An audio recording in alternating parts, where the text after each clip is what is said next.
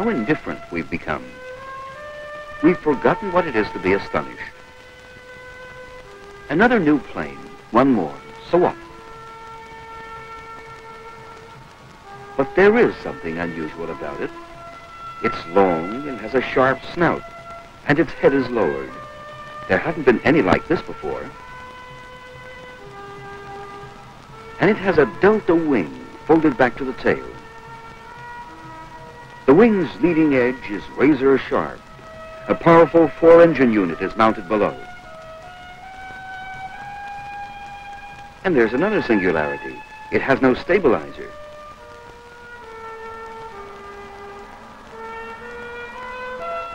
This is the new Tupolev supersonic airliner.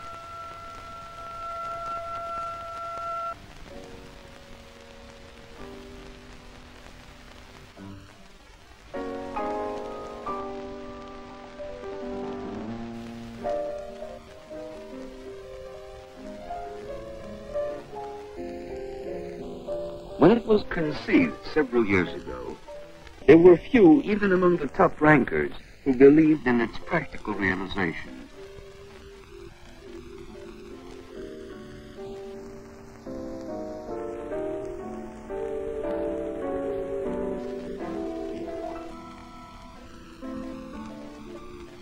They would often get together like this and calculate, design, ponder, and discuss indefinitely. Процент на 40 уменьшить относительно толщину крыла. А что мы можем ждать от этого утончения по качеству самолета? Чего 2,50? Сколько процентов?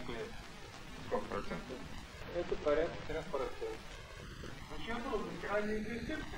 They had worked together for years and understood one another at a glance. It's said locally that anyone who can out-argue the general designer can count on a bonus or a promotion. Couldn't a flutter effect appear in your control system? And the body strengthening engineers will see how much metal they must add. I'll do the drawings counting on the body strengthening engineers making their corrections. Get started, and we'll find some time later for a report back.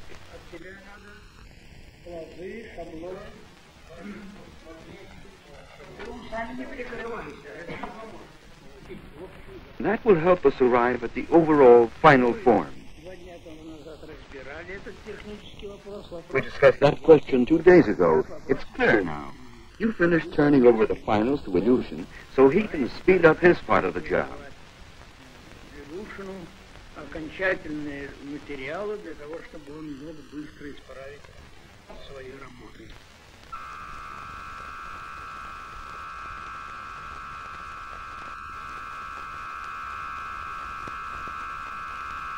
The model was tested at supersonic speed.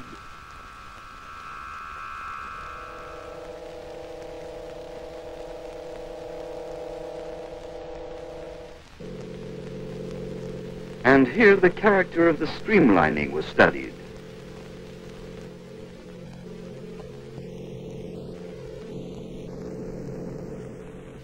The Tu-144 required 10 times more investigation in the Great Wind Tunnel than any previous aircraft.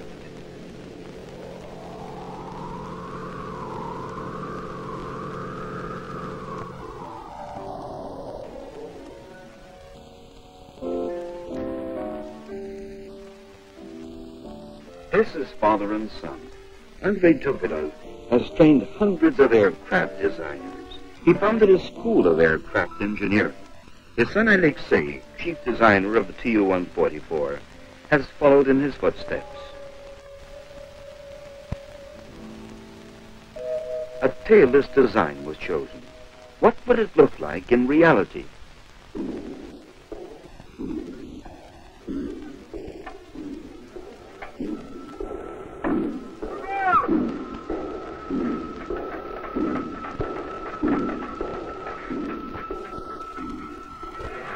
The Tu-144 would have been inconceivable without metallurgists, chemists, instrument makers, and electronic experts taking an active part in its development.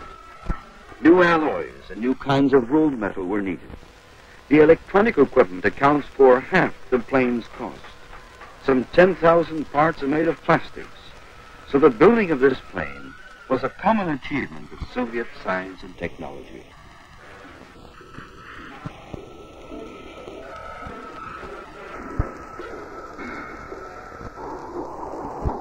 This is a fighter plane. It flies at the design speed for the T-144, 2,500 kilometers an hour, more than twice the speed of sound. So it's nothing new. Our foremost Army pilots have mastered it. What is new, though, is that Tupolev has put this incredible speed at the disposal of ordinary mortals. However, not only the speed, altitude, and distance barriers have been surmounted, but the reliability barrier, too.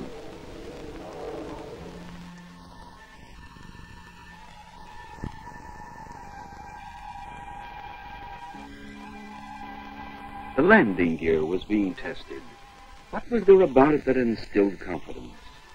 Should the hydraulic system suddenly fail, another backup system would take over, and then, if necessary, a second backup system, and even a third.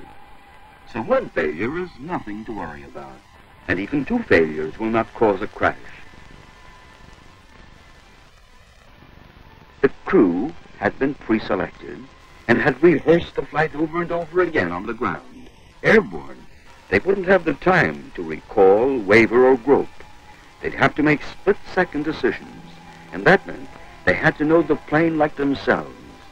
Each of them had a college education and lengthy, thorough training for the maiden flight. Commander Yelyan, give us a readiness report, please. First, we'll make the landing gear retraction and release test.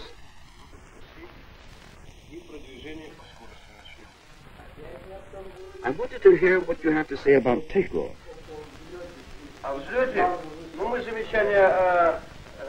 We've considered Alexei's remarks about reducing the ground run. The shorter the takeoff, the quicker will be airborne. Well, to you who are about to fly, fingers crossed.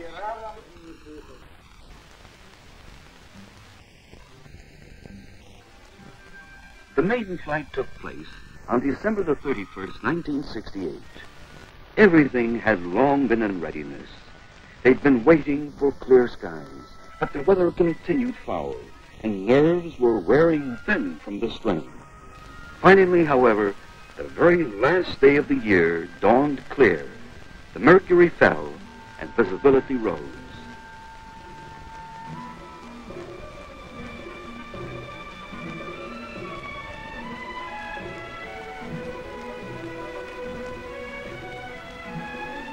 Andrei Tupolev had watched 120 maiden flights, and here he was again, waiting.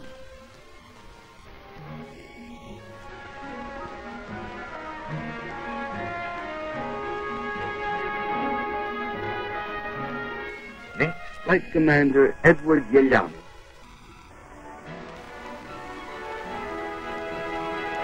Engineer Yuri Zeliverstov. Leading test engineer Vladimir Benderov,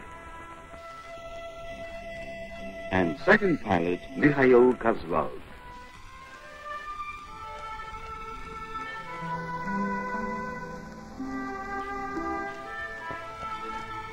Yes, it was a fine day indeed. It was good to be alive on a day like that, as a well-known test pilot put it.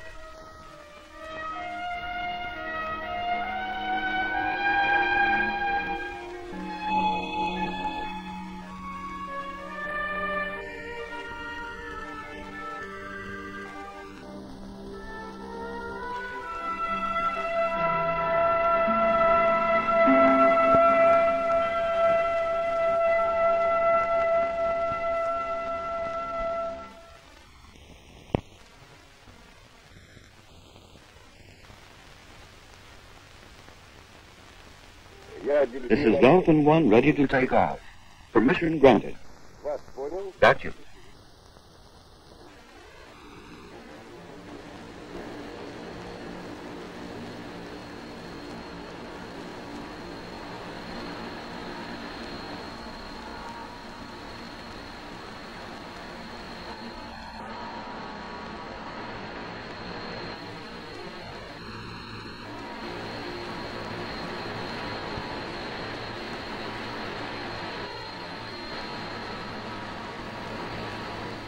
Some compare it to a bird, for a bird never takes wing with its head drawn back.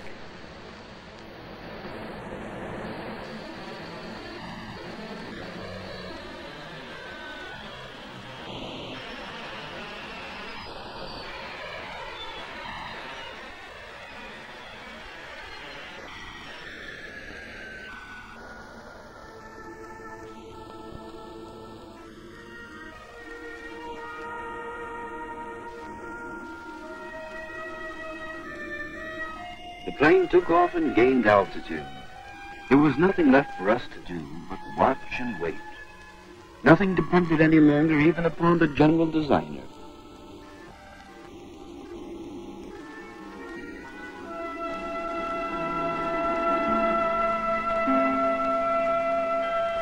Mr. Tupolev, how did you begin?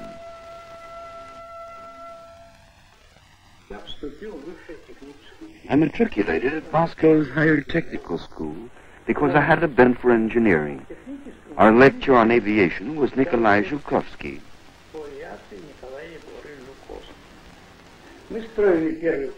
We built the first glider, and I made my first flight.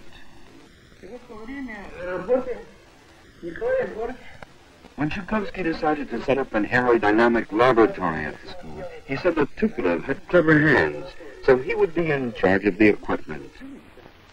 Он говорит, у товарища Туполева руки хорошо работают.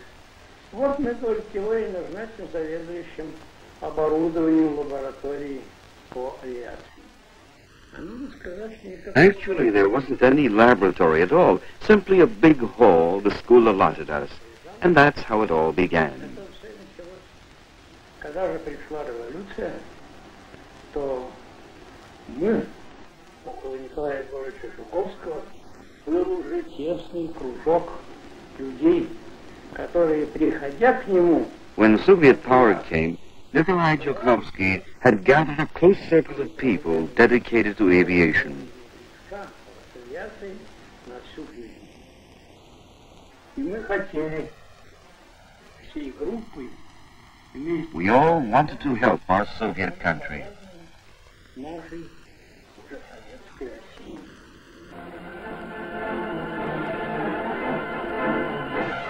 Tupolev has advanced through nearly every stage of aviation. He even recalls planes of plywood.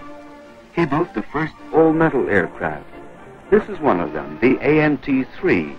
ANT are his initials.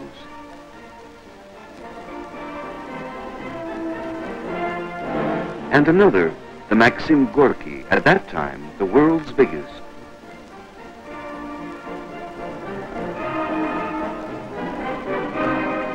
And this is the ANT-6 at the North Pole.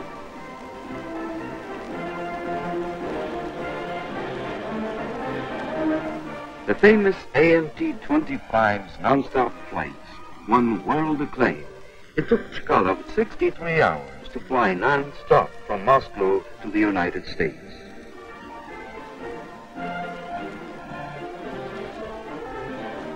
This is a Tupolev heavy bomber taking part in a landing operation.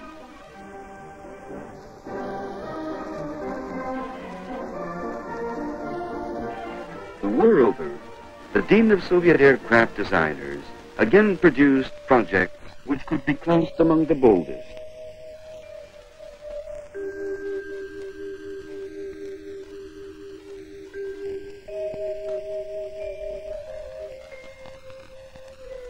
The Tu-104, flagship of the Soviet Civil Air Fleet. Tupolev ushered in the jet airliner era, and now he's hurtling us beyond the sound barrier.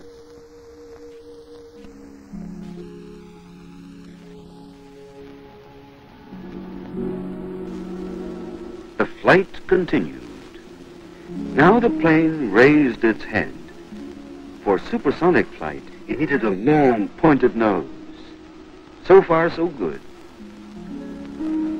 Everything was proceeding normally. I've stopped climbing. Everything on board is tip-top. The craft handles with astonishing ease. Now I'm banking for the first time. The ground is visible. We've finished the maneuver. Now we're going to fly over. Have a look at us from down below. How does she look? Not bad, huh?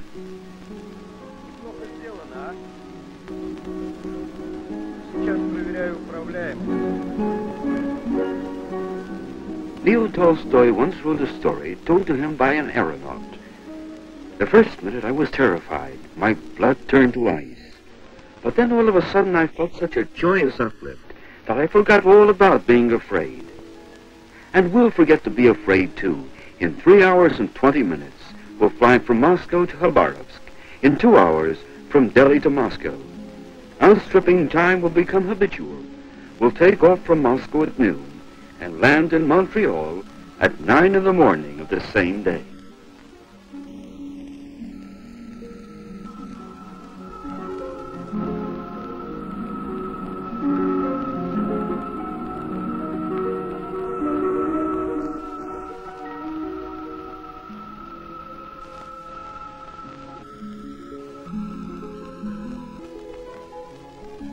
We enter the plane, walk down the nylon carpeted aisle, and settle in a soft armchair. Smiling air hostesses will come forward to greet us, and in all probability, no one will remember anything about those who built this airliner for us.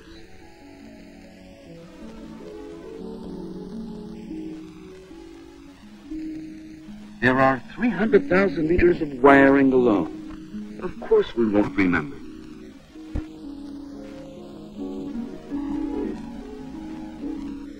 It's enough for us that there is no noise, no vibration, no pressure drops. That at a 20-kilometer altitude, there are no thunderstorms or clouds, and that fares remain the same. Meanwhile, the flight continued. The airliner embodies all that is best in world science today. There is a computer center on board. If the flyers overlook something, the clever machine will remind them. Besides a sign flashing on, they will hear a voice saying, switch over the radio beacon, or release the landing gear.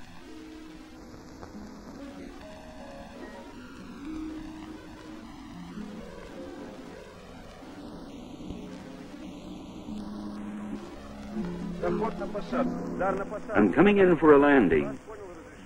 Now the aircraft had lowered its head, for the flyers need a good all-round view for landing. This was not simply another new aircraft heading home. It was a new history-making stage in world aviation.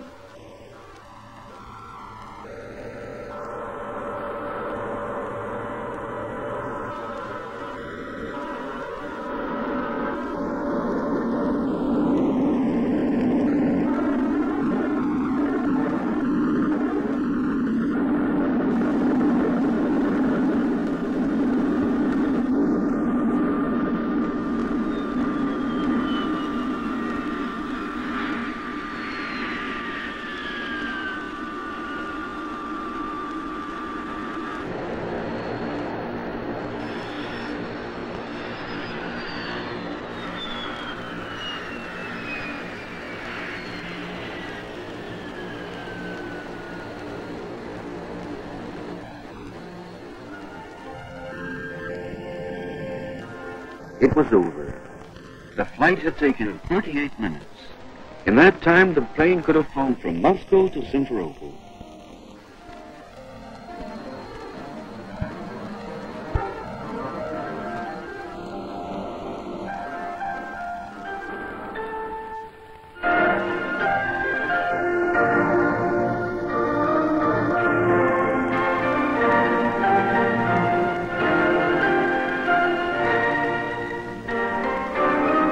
These people can rejoice, RTU-144 was the world's first aircraft of its kind to take off.